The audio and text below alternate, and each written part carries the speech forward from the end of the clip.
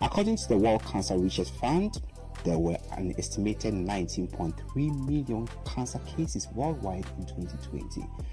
Sarah, I mean, sometimes we hear certain statistics and we go like, we are far away from this, until it happens to us and we go like, why me, God? Why me, oh Maker? Why me? Not this time. I found my lump during COVID. During the pandemic, I found my lump, but it was COVID at the time, so it wasn't taken quite serious at the beginning. It's not until my lemon seed lump became literally just underneath the size of a golf ball. Cancer, you have no choice but to be vulnerable anyway. It's different, like if someone was to, it's a bit dramatic, but someone was to hold a gun to your head.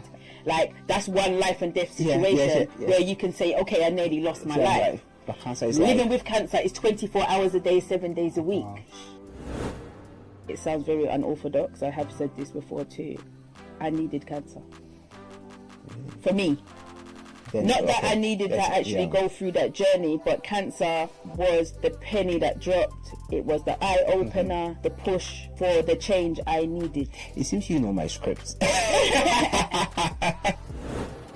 And I've learned through therapy that not every loss is an actual loss. It's a loss to what's happening where you're going.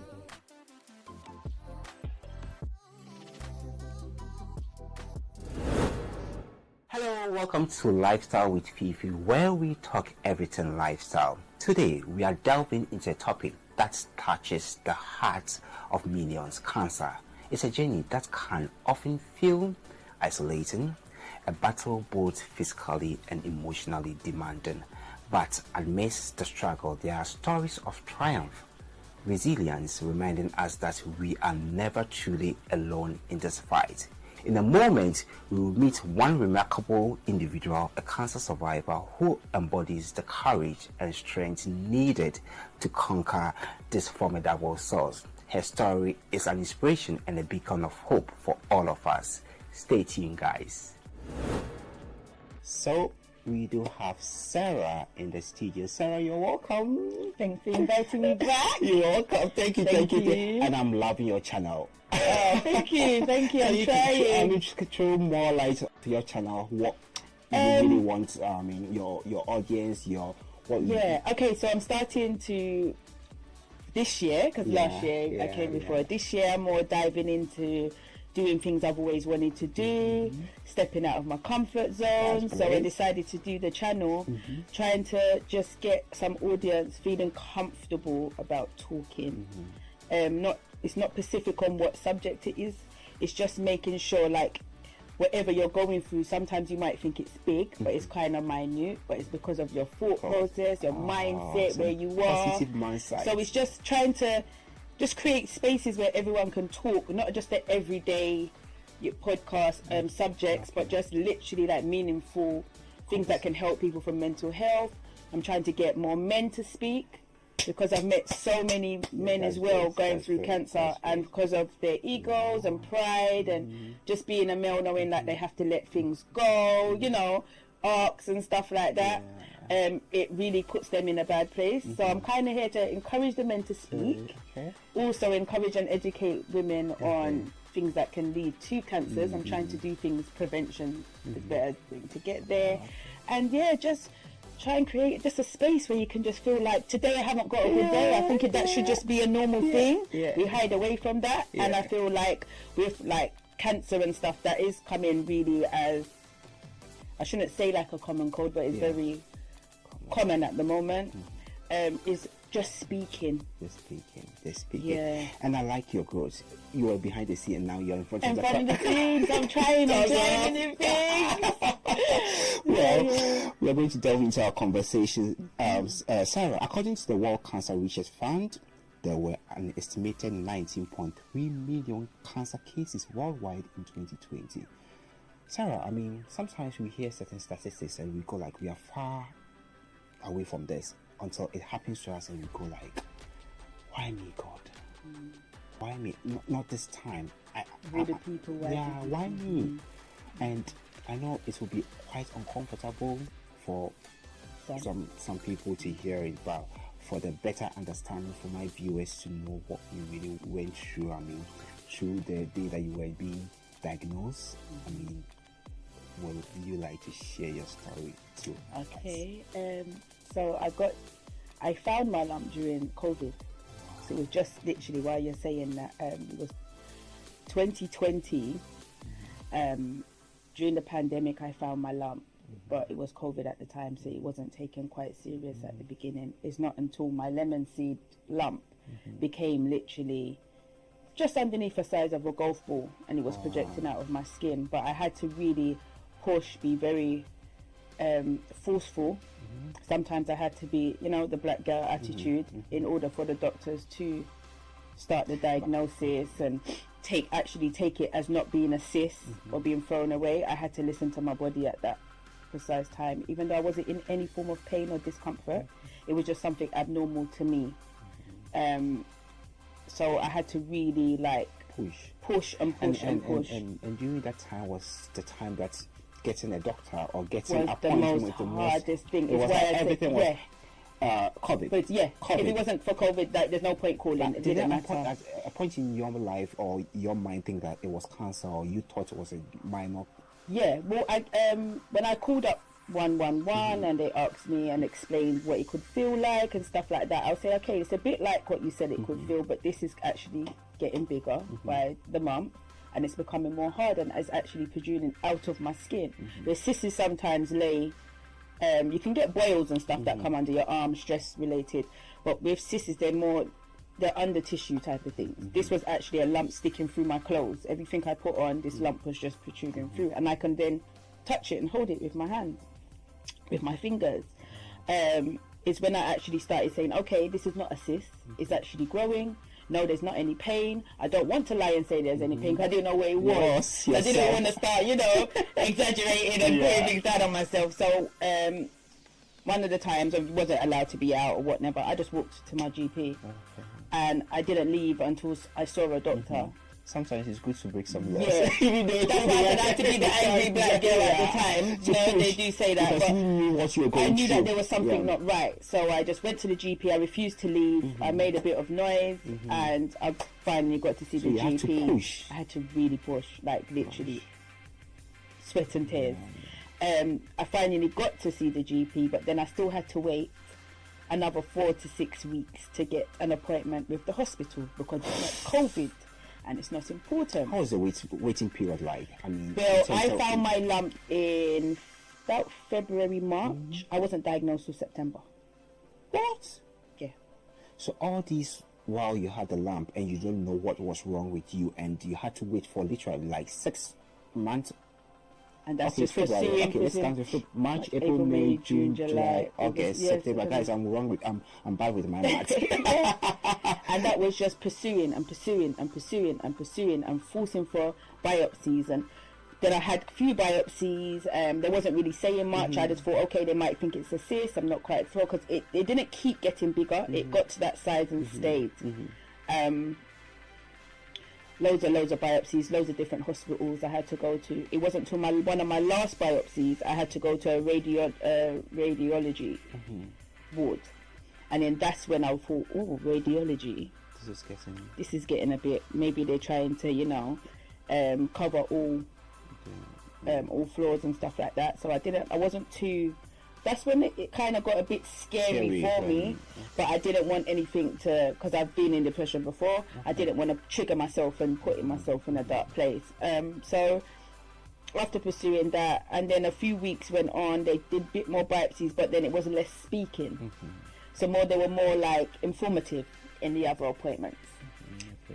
Once it got near enough to the end, it started to get a bit less more informative. Did you allow it to be bit by bit, or just say it to you? I can't think back exactly how there's so much things that trauma makes me forget. But I can't think so much into it. But I was still like always praying, like, okay, whatever it is, it can be dealt with, it can be sought with. 7-month wait. Yeah, so it was just me and God, like, whatever is meant to be will be, but just as long as you give me the strength to get through it, just give me the strength to get through it. Please don't make me go back into my depression. My kids, just make me have the strength. That's all I ask for months, just to have the strength. You were a mother, you were just thinking about your kids. Yeah. Your kids. Yeah. Oh, and I would think of all different things, like I wanted my business and plans that I wanted. I had to, everything was just on stop. And I feel, in a way, later on I will go into even me coming to terms with the cancer. But at that time, it wasn't until when I actually went back to the hospital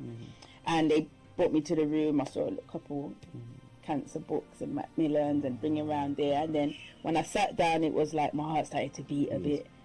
But I think it was, I can't remember, I think it was like a doctor and a nurse. I saw my friend on the way and I asked her, "Oh, just come through, I'm just going to get some results," like not thinking anything of it. And she came in and it was like them breaking it to me. But I think they... So she was on when they broke it to you? Yeah. But it was just by chance I saw her and I thought, "Oh, just follow me out. She's in the hospital, let's just go." Went there, sat in the room, and the awkward silence. I just said, "Just tell me where it is." And they were like, "Are you sure you're going to..." But then I thought, okay, because of was it because of the long wait and you had the long wait, and then the way they came into the room and it just made me feel like it was an advert, and I was just like, okay, it's gonna be something. When they told me, okay, you have stage 3, stage 2, but it's a breakdown. Can you educate us, because a lot of people I don't know, stage 1, stage 2. I don't get too much into specifics when it comes to cancer, because it's a very tedious and sensitive subject, and everybody's diagnosed different. So I've been in a room and 20 people, 20 ladies have had breast cancer, but the format and how their journey went was different. Some have like HER-GROW 2, HER-GROW 4, some is stage 3, stage 4. So you've got stage 1 to 4, but then you also have stages in between those as well. I can say, okay, you're going to have your operation then, and then you're going to go into it. It depends. Because with me, mine was a bit backwards because of the size, nearly going into different stages. I had to have heavy chemo first to shrink it. And then I had to have surgery. And then surgery went into radiation, and then radiation went into the rest of the treatments. Some people go through operation first, then then chemo, and then radiotherapy. Some just have radiotherapy because it can be smaller in that way. There's all different formats, so it's not something. It seems a bit blasé for me to say, but it's not until someone has gone through a type of cancer for you to educate yourself on it. It's why I kind of, because I might say it could be like this, and that wasn't my way, that wasn't my journey, and she doesn't know, she hasn't educated herself enough, so I try not to... It's like even drinking a cup of tea, the way you sip it is different from the way I will sip mine, you get me? Talking about, when you were diagnosed, right, you were talking about depression, did you bring you back into your depression mood again, or you were okay, but not really there? Something from my past I can let you know. Through trauma as a child, through therapy, I've just learned that I forget about things. I've taught myself to forget things quite quick. So when I had the diagnosis, as much as they were trying to, I was like, I'm not crying. I'm not going to cry. Just let me know how quick can I start my chemotherapy, because I've been asking for 7 months. That was a bit of my ignorance and my anger to hearing the news. So I just wanted everything to start straight away. I didn't want to lose any more days, any more time. I didn't want no sobbing. I didn't want no one to feel sorry for me at the time, because I was still getting my head around it. So I tried my best not to get into any form of depression, but it was a very, very, very, from me knowing, it was a very scary thing. I then didn't want to go to sleep. I then started to isolate myself without knowing I was isolating myself. And it was the first time I've ever really been really scared. So it was not until I had probably my first treatment, and then having that feel, and it was COVID, so I had to be by myself. We're talking about dealing with negatives now, right? You get me? You talk about cancer and your childhood trauma are incredibly challenging to overcome. Can you describe some of the darkest moments or obstacles you encountered during this journey? You get me? Sometimes like even you are trying to be, you are down and you are trying to show that you are down. People go like, you are looking good. Yeah. Let's go. Yeah. And those were the really dark moments for me. Yeah. Because I tried my best not to. I don't believe I'm the strongest person, but I believe I have a strong character. I have a strong mind. So once I put it in my mind that this cancer's not going to take me over, I kind of stuck to that. But during that time of me trying to make myself happy, it was a bit more of a difficult time, like you're saying, because sometimes, even though I've got a character where I like to laugh, I like to socialize, so sometimes when I was weak, I will still put myself, like, even if I had to sit on a settee and just watch everybody, because you just don't know, it's your last, to you it's your last days, you might not see anybody in this room again. So sometimes I will be social but not active. So to some it was, you could reach to that event but you couldn't come to mine, and I'm thinking, you're not even thinking if I could get up this morning, or if my bones was hurting me enough. They still didn't see me as being sick. Yes. For you, okay, she has this. I don't think she needs to come to this event. No. And you don't get even, you know what you're going through. Rather than the person giving the invitation, rather than you say, sorry, you know my moments at this moment, I cannot make it. Rather than the person just going like, oh, Sarah has this stage of this, so she doesn't need to go out, which is really it is very sad. So Sarah, vulnerability can be difficult, especially when dealing with both cancer and past trauma. Did you go through any therapy during the I tried therapy at first. Okay. For this cancer? I tried therapy for cancer. What the normal charities and stuff will offer you. During me having therapy, made it a bit more worse. Really? For me. Okay. I say for me because I felt like some people that was doing the therapy was younger than me. They didn't understand who I was, my culture, why my thought process is the way I is, how I see life. So sometimes therapy was quite condescending for me. Okay. And sometimes it felt a bit offensive. Because the things that will come out the therapist's mouth while you're at a sensitive time. And also I find with therapy that comes with NHS and things like that, I'm not knocking NHS, I just feel they should profile, and not so much profile but make it, it's like they answer you questions from a script, and if you're not killing if you don't feel like committing suicide, or you're not taking excessive drugs, or you're not in a real bad abusive place, they just end. You're fine. You're fine, but they don't know what you're really going through. Right. Sometimes, too, as individuals, we might be going through a lot, and we'll be going to our friends, our family members, asking them for advice. And suddenly these people tend to be counselors, therapists, giving you all sorts of advice. Okay, I did do this. But sometimes we also, as individuals, forget that these people, the way that I will see a cat and react to is different from the way Sarah, you will see a cat and react to. So sometimes we have to sit down in our own thoughts, you get me, and know what is really going on. Because the therapy can be another angle to help, but it's within you yourself to also push it forward. Because I've as you said, I've also been through a little bit of my dark side, and I went to a therapist, and often we are in the black community, and the more I told my friend, don't tell your business. I was like, you know what?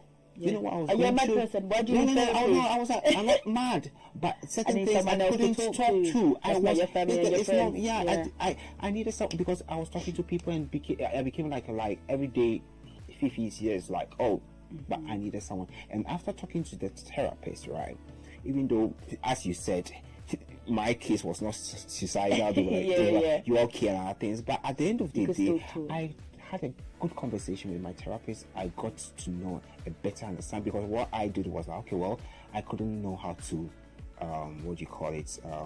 manage when things don't go on in my life failure, because I'm very, very over ambitious about things, you get me. So then I had to learn how to that. Look, like in life, you cannot be always winning. There are times you lose, and there are times that when you lose, just don't badge, just forget about it. Just come up and move forward. But if you're going to let your losing moments be a moment that you're going to go down with it, you'll never climb up. With so cancer, you're not perfect. You're not human. You are just human. You're not God. You're not. You can't control everything. You can't control everything. You get me? That's what left me in a bit of a very vulnerable place. Cancer, you have no choice but to be vulnerable anyway. Like I said, even in speaking to other people before, it's different. Like if someone was to, it's a bit dramatic, but someone's to hold a gun to your head. Like that's one life and death situation where you can say, okay, I nearly lost my life. But cancer is living with cancer is 24 hours a day, 7 days a week. So everything's amplified. You're extra more sensitive. You actually sometimes can feel sorry for yourself because you end up feeling sorry for yourself because no one doesn't understand. It's something that's so complicated. Nobody, not a doctor, not a family, not your partner, not medicine your child, is 50-50. and even down to medicine. They could say you have a side effect, it could affect you different ways. But like I said, being very vulnerable, going through the first set of therapists I had 3. I wasn't happy. I searched and searched until I found Black Cancer Care. Black Cancer Care is an organisation based in West London, and I had to dig to find out that there was even a Black Cancer Care, because when you go to the hospitals, there's no leaflet for Black Cancer Care. There's no therapist that's black that I got. I'm not saying that there isn't. I'm just saying that what I got. So not until I found them, I referred myself, and I got a black therapist.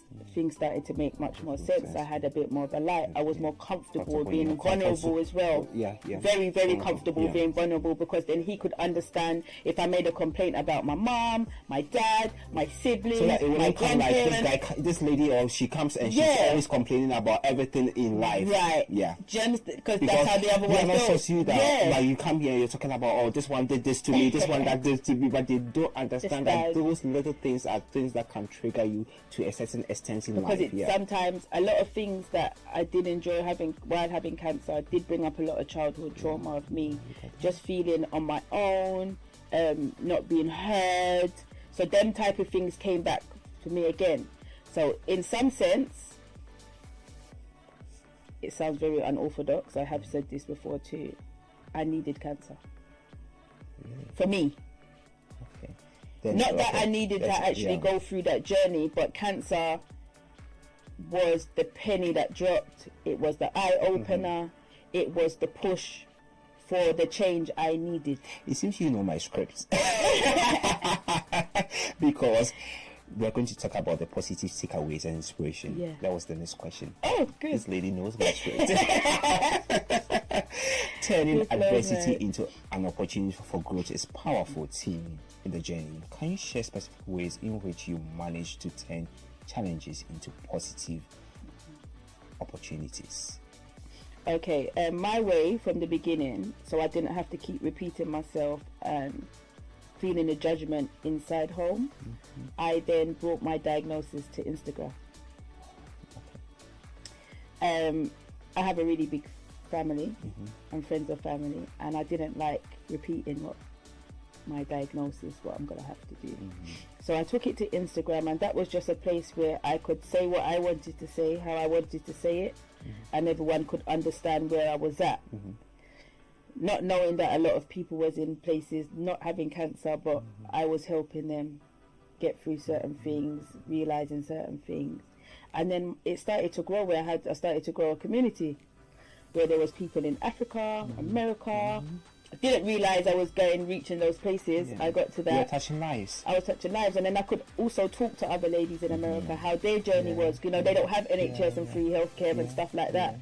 And then I got to find, okay, maybe being British is a bit okay when it comes to things like this, but then America's a bit better, and then people from Africa and the Caribbean, and it kind of felt okay. Whereas as long as, even if no one can't hear or see me at home, there's people out there that I can actually help just by doing the minute things that I was doing. So once that started getting somewhere, it put me in a better place and a bit of a mindset to keep, okay, you're not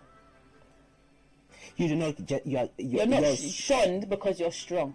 Yeah. That's a big thing that happens. Strong and confident people get knocked down all the time because it's like a 1 in 20 people thing. So I had to learn that my confidence makes people uncomfortable. Even though I've got no eyebrows, no eyelashes and no hair. My skin is a complete different colour. Even the way you talk, you come in. I'm literally not confident in myself, but I'm confident and so happy that I'm still alive and I woke up today. I keep myself on a positive note, and I had to, because me not being there, being depressed before, affected my kids. You can only make yourself happy, no one else. And that's something I definitely had to learn. I thought my partner could do that. I thought me being at my lowest, my parents and my family could lift me. That doesn't happen. It's you. It's only me. So that's why I said I needed to go on my cancer journey in order for my feet to literally be firm on the ground. And that's about me. Has been something that I've learned in my life this year, and I'm really, really happy about it, because as you said, sometimes we go like, oh, this person can help you, but you don't know that that person too also has his own little demons that he or she is dealing with. You get me? So why also don't you get up and do it yourself? So I've learned to always embrace my vulnerability. And I think when my hair fell out, that was one of the times, was a pivotal moment for me. Once my hair started to fall out, and my daughter, we washed it, and it was literally like there's nothing else we can do. It's just coming out of my hands or whatnot. So we took it all off, we combed it all away, it came off, and I cried because I'm someone that cuts their hair, does everything to their hair all the time, but I wasn't in control of it. And I really like I said, I wasn't the same colour, you know, like chemo and stuff takes away your colour and stuff like that. I know. And I stood in the mirror for probably about 20 minutes.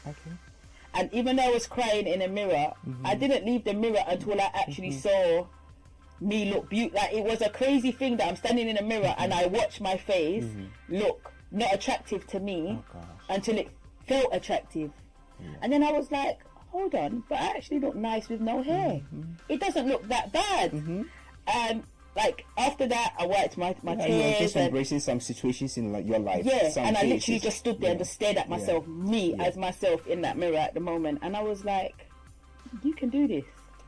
Doesn't matter if you've got no hair or nothing. Like, there's makeup, there's stuff like that. And from that time, I bought, I think now I still wear them. I bought big gold earrings, and I bought a bit of makeup, and I just started loving myself exactly how it was. And no matter whether I lost a lot of weight or not, I just made sure that I did things that I liked. I started to not care too much of people's opinions. I did what I had to do to keep a smile on my face, and I just made sure wherever I took my treatments and I felt bad, it was just like, you gotta get through it, you gotta get through it, you gotta get through it. And I think that slightly just probably manifested into me getting it all clear. You've mentioned that you've gained valuable insights during your battle with cancer and your childhood trauma. Is it possible you share some of the personal growth? I mean, I've seen it. I mean, you have your channel, looking good. I mean, certain personal growth that you've been able to achieve during these. I've isolated myself for many years, even before cancer. But now I put myself in places where I feel comfortable. I've closed chapters on people I love the most. I've closed chapters on things that no longer benefit me, because as a child, of people you love them the most, but they don't give benefits to you or what? So that's why I had to. So now I learn to love from a distance. I understand that loving from a distance, I can literally still feel everything you're going through. I don't need to. But I don't need to be in your presence. I don't need to be talking to you every day. I have to know how to say no when I don't. I can't say yes to you. And I've learned through therapy that not every loss is an actual loss. It's a loss to what's happening where you're going. So with cancer, the friends that fell off, it was the ones that was no good for me.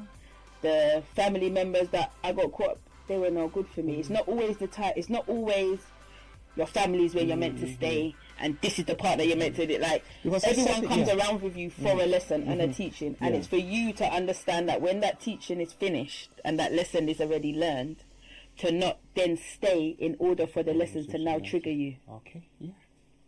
That's really, repeat it again. Okay. So make sure that it's not because it's people that you love and you have around. People come around to teach you lessons.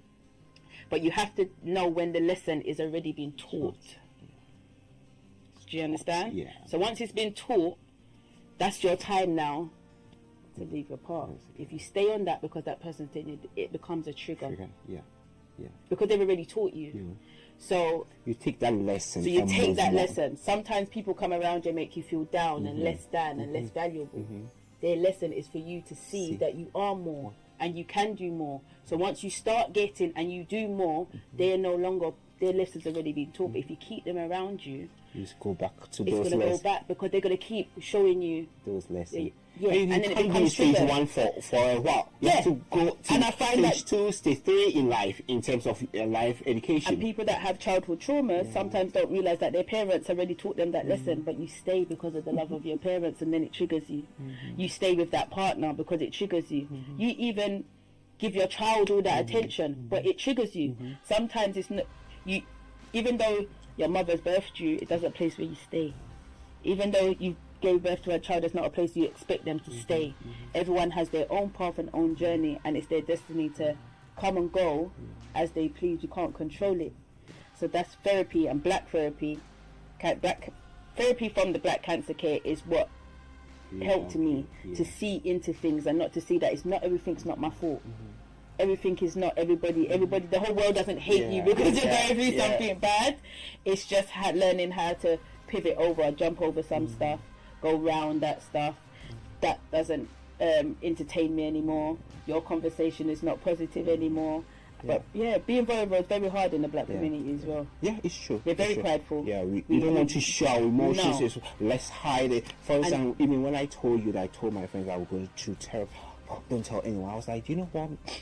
Whatever, however someone is going to judge me, I don't care. You're strong enough to go. I'm and strong get the help. enough to go. As I thank God I've been able to have that mindset that I needed help. So if I've gone for that help, I don't care what someone else is going And to that's say great about because me. that means you can have you have accountability And even it's for yourself really and others. has helped me.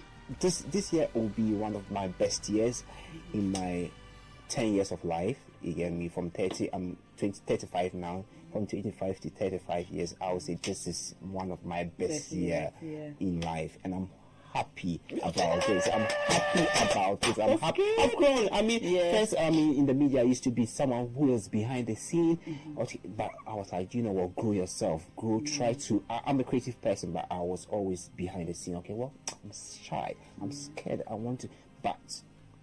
And I've seen through your channel too, and what's the way forward? And you shared very, very positive message. I kind of look at your Instagram and go like, she gives that kind of that positive vibe. Yeah, she's like that kind of that kind of positive vibe messages. And it might be odd to some people because people that know the old me. I'm a fiery person. I used to get angry and stuff like that. But now, in life, you have to embrace change. Yeah. You have to embrace change. So if someone cannot deal with your change, then the person should move on. That's it. But that's where I was saying I was always angry and I was getting irritated because these people already taught me the lesson. And I stayed until it started to trigger me. It's nice. So I became the fiery person, the miserable person, the person that's so direct and straight up because I'm tired of the brute beer. It was just she's a bit negative. She's gonna come and say something, but I have zero tolerance for rubbish now, and it's even more. So I have to really know where I go. I need to know I'm with people that like to grow. It's like if I'll go to this place and this place is going to trigger me to be the annoying person that they know me, I'm not going. It could be a big family function. I'm not going because my peace will be at home. Amen. Tomorrow I'm not going to get up angry. I wouldn't have to meditate. My kids are not going to feel I like your meditation, your food stuff. Guys, hop onto Sarah's Instagram post, YouTube channel as well. Sarah, what's the way forward for you? I mean, okay, so now through chemo, I had chemo brain, so I had to read again. Information intake was all a brand new thing for me. And I finally pushed myself, like I said, came out that comfort zone of being scared. I completed my course of lymphatic drainage. So that's something that's really good for cancer survivors and people that have their BBLs and stuff like that. I drain your pores and keep you sweating very healthily. I do body sculpting. I don't believe women should be doing their bodies, putting things abnormal in and out. So I do it all naturally. I also sell my natural herbal cleansers. So what's your business name? It's also holistic. Also, okay. Yeah. Guys, her So details check is out. also, yeah. Also on the screen. holistic. Yeah. For lymphatic drainage or body sculpting. And we do, the cleansers and stuff like that. And I will be slowly getting into the food stuff too. Yeah. Just as healthy options. I'm trying to bridge the gap. Food. Guys, stuff you've been posting online. Yeah. Man, I'm still in a I'm good comment. what it is with me, I'm not trying to be the biggest nutritionist. I'm not fully educated on it. The ones that so my audience for that, with everything I'm doing with the business, is bridging the gap on starting.